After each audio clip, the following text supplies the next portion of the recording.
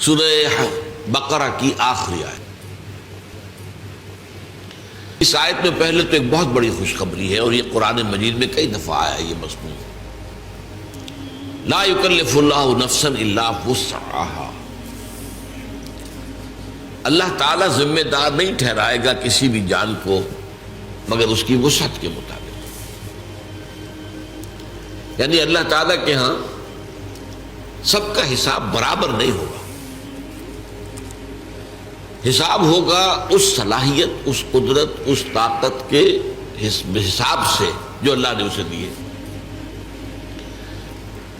اگر کسی کی وسعت کم ہے محاسبہ بھی ہلکا ہوگا، اگر وسعت زیادہ ہے، صلاحیت زیادہ ہے، ذہانت زیادہ ہے، جسمانی قدرت زیادہ ہے، قوت زیادہ ہے، تو اتنا ہی سخت حساب ہوگا۔ یہ بہت بڑی خوشخبری ہے۔ یعنی وہ جو دنیا کا قانون ہوتا ہے وہ یہ نہیں دیکھتا، اس نے چوری کی ہے سزا ملے گی، اب کس حال میں چوری کی ہے، کیا کیا ہے، کیا مجبوری تھی، دنیا کا قانون نہیں دیکھ سکتا اس کو۔ اللہ کا معاملہ یہ نہیں، ہر شخص کو جو بھی اس کے اندر وسعت ہے اور وہ اللہ جانتا ہے۔ کسی شخص میں صرف 20 سیر بوجھ اٹھانے کی اللہ نے قوت رکھی تھی، اس نے 15 سیر بھی اٹھا لیا تو اللہ کامیاب قرار دے دے گا، اور جس میں من بھر کی صلاحیت رکھی تھی اس نے 20 سیر بھی اٹھا لیا تو ناکام ہو گئے۔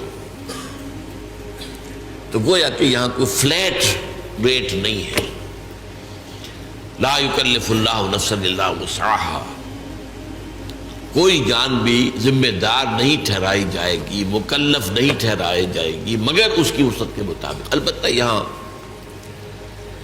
ایک شیطانی وسوسہ آتا ہے،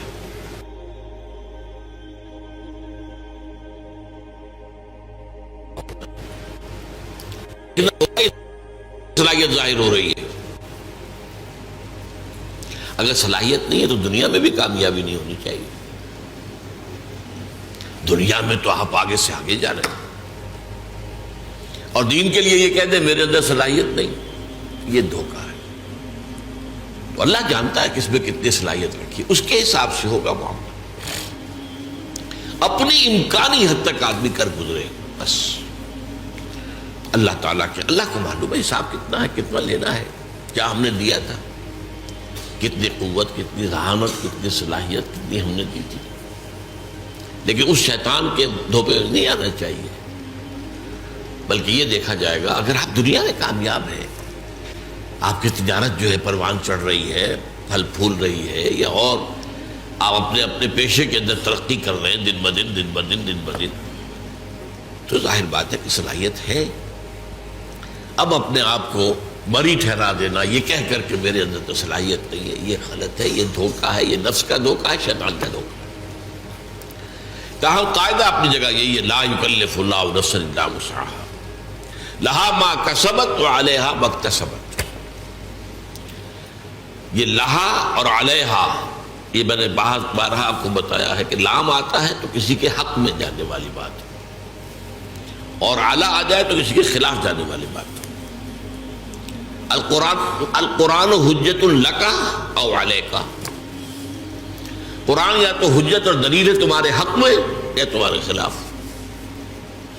اس پر چلو گے، اس پر عمل کرو گے تو وہ تمہارے حق میں گواہی دینے والا ہوگا، اللہ سے سفارش کرے گا تمہاری، اور اگر تم اس کے خلاف چلو گے تو وہ حجت بن جائے گا، دیکھو یہ تم نے ہم نے بتا دیا تھا کہ نہیں تمہیں، اب وہ تمہارے خلاف دلیل بن جائے گا۔ القرآن حجت لک او علیک، یہی بات یہاں فرمائی، لہا ما کسبت وعلیہا ما اکتسبت،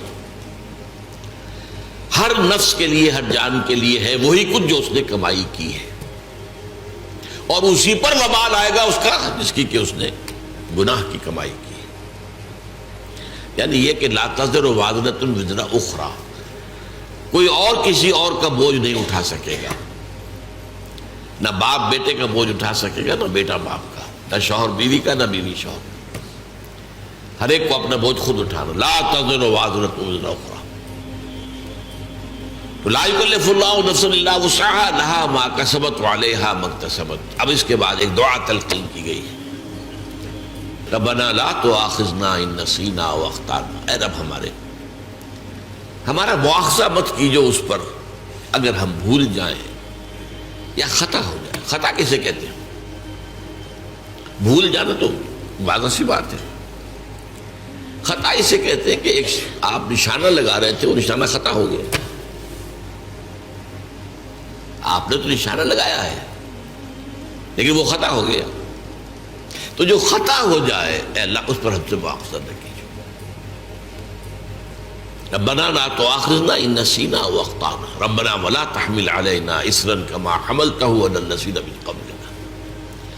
اور اللہ ہم پر مت ڈالیو وہ بوجھ جو تو نے ہم سے پہلوں پر ڈالا.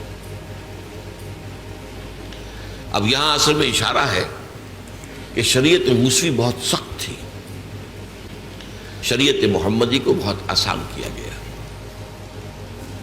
شریعت موسوی میں ہمیں معلوم ہے روزہ رات کو سوئے تو شروع، کوئی سیری ویری نہیں، اب روزہ شروع ہو گیا، اب اگلی غروب تک روزہ چلے گا.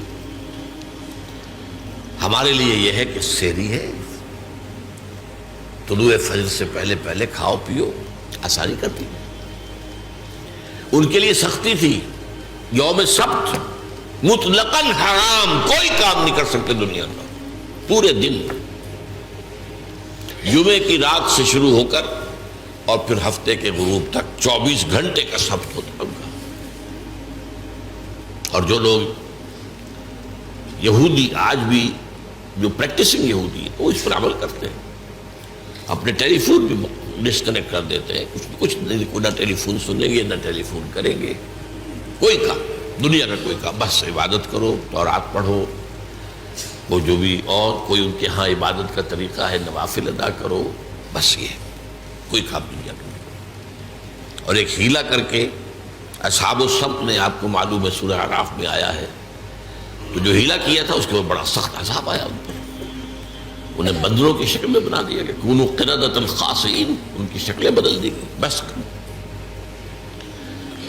تو اس لیے شریعت موسوی بہت سخت تھی، شریعت محمدی میں آسانیاں کی گئی. اور اصول بھی حضور نے فرمایا یسروا ولا تعسروا، بھائی لوگوں کے لیے آسانی پیدا کیا کرو، سختی نہ کیا کرو. عام طور پر ہمارے ہاں رویہ کیا ہے، آپ کو تو سخت سے سخت بات کا فتویٰ دیں گے، اور خود انہیں معلوم ہے کتاب الحیل کس طرح ہیلے سے بچا جا سکتا ہے، خود ہیلوں پر عمل کریں. یہ عام ہے. ہونا یہ چاہیے کہ آپ اپنے لیے زیادہ سے زیادہ سختی کر لیں، دوسروں کے لیے آسانی، جو بھی شریعت کے اندر وہ گنجائش نکل سکتی ہے وہ نکال کر دکھائے. یرید اللہ بکم الیسر ولا یرید بکم العسر، اللہ تو تمہارے ساتھ آسانی چاہتا، سختی نہیں چاہتا. یہ بھی روزے کے حکم کے سلسلے میں یہ الفاظ آئے ہیں سورہ بقرہ کے.